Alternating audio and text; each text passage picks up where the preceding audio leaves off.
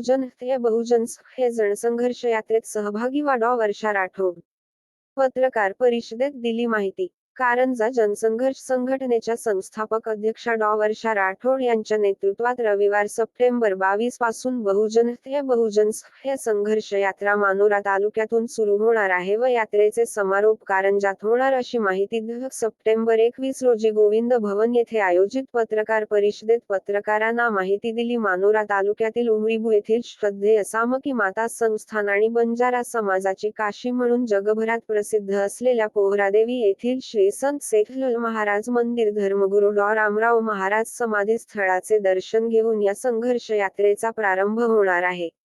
ही यात्रा रविवार 22 सप्टेंबर 2024 पासून सुरू होणार असून 1 ऑक्टोबर रोजी या यात्रेचा कारंजात समारोप होणार आहे. रविवार 22 सप्टेंबर रोजी उमरीबु येथील श्रद्धेय सामकी माता संस्थान व पोहरादेवी येथील श्री संत सेखलाल महाराज मंदिर आणि धर्मगुरू रामराव महाराज समाधी स्थळाचे दर्शन घेऊन आसोलाबु आमगवाण कोंडोली अभयखेडा कोलार जवळा बुहिवरा बुपारवा येथे दौरा करून त्या भागातील नागरिकांशी संवाद साधून त्यांच्या समस्यांबाबत जनसंघर्ष संघटनेच्या संस्थापक अध्यक्षा वर्षा राठोड चर्चा करणार आहेत.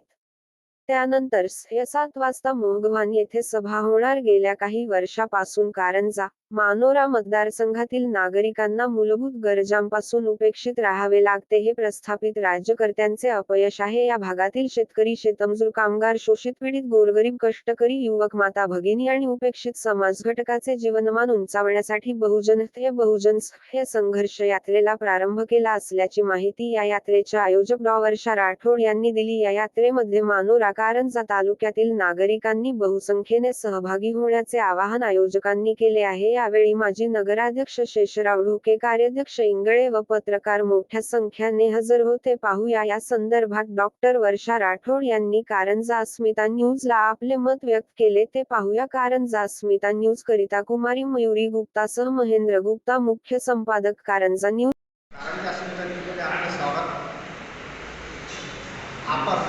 आज पत्रकार परिषदेमध्ये जनसंघर्ष संघटनेच्या वतीने जे आपल्या समस्या ज्या मांडल्या त्या समस्यांची जनसंघर्ष यात्रा तुम्ही गावापासून चालू करता आणि कुठून चालू करता? जनसंघर्ष यात्रा जी आहे ती उद्या 22 सप्टेंबर 2024 11 वाजता सुरू होणार आहे. पोहरादेवीपासून जे आपलं तीर्थक्षेत्र आहे तिथून सुरुवात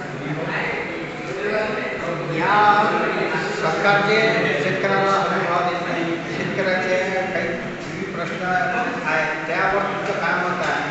बिलकुल. माझं हे म्हणणं आहे की आपल्याला सर्वात महत्त्वाचा जो घटक आहे तो आहे शेतकरी आणि त्याला जर आपल्याला हमी भाव व्यवस्थित देता नाही आला तर आपण त्याच्यासोबत अन्याय करत आहोत. तर जेव्हाही मी जर इथे आमदार झाली तर माझा पहिला प्रश्न हाच आहे सरकारला की त्यांचा हमी भाव वाढवतो आणि जरी नाही झाली तरी आमच्या जनसंघर्ष यात्रेतून किंवा जनसंघर्ष आंदोलनातून पुढे सुद्धा आम्ही शासनाला हेच म्हणू की यांना प्रॉपर हमी भाव मिळावा. आता तुम्ही बेरोजगारी पुष्कळ आहे, तशा युवा लोकांसाठी काय काही रोजगार असं काही आहे का? आता असं आहे की आपला तरुण युवक आहे, सुशिक्षित आहे आणि तो अजूनही बेरोजगार आहे. तर त्यांच्याकरता जर आपल्याला या क्षेत्रामध्ये उद्योगधंदे जर आपण वाढवले तर नक्कीच त्यांना रोजगार मिळेल. दुसरं MIDCचा जो आपला प्रस्ताव आहे तो प्रस्ताव अजूनही त्याचा काही व्यवस्थित विस्तारित झालेला नाही आहे.